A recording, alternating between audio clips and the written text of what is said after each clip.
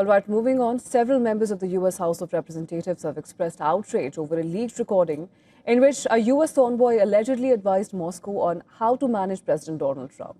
Well, Don Bacon, who is a Republican representative, called for Steve Witkoff's immediate dismissal.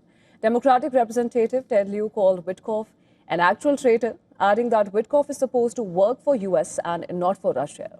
Bloomberg released transcripts of a 14th October phone call between Witkoff and Yuri Ushakov, who is Vladimir Putin's top foreign policy aide.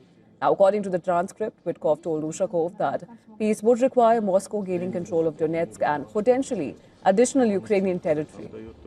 Witkoff also gave Ushakov tactical advice, including how the Russian leader should approach the issue with Donald Trump. It included suggestions about scheduling a Trump-Putin phone call before the planned visit to the Ukrainian President Volodymyr Zelensky to the White House. On Wednesday, Ushakov appeared to confirm the call's authenticity to Russian state television. He said that some are fake and others will not comment on. Witkoff is yet to issue a statement, but Trump has defended him, hailing him as a good deal maker.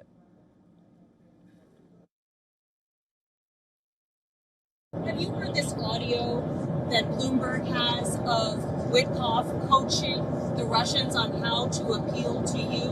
Well, I haven't heard it, no, but that's a standard thing, because he's got to sell this to Ukraine. He's got to sell Ukraine to Russia. That's what a deal maker does. You got to say, look, they want this. You got to convince them with this. That's a very standard form of negotiation.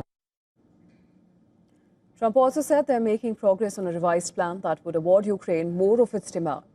Trump announced earlier on Tuesday that he's sending Witkoff to Moscow to meet Putin and the U.S. Army Secretary Dan Driscoll to meet a Ukrainian official. As diplomatic efforts to end the war rumbled on, Ukraine reported another night of air attacks. A Russian drone attack on the southern Ukrainian region of Zaporizhia overnight left more than a dozen wounded and damaged tens of homes. Amidst this, Ukraine released footage allegedly showing its fighting in Pokrovsk. Reuters confirmed the location as northern Pokrovsk by the building, signs, road layout and infrastructure, which matched satellite and file imagery. Well, the date when the video was filmed could not be independently verified.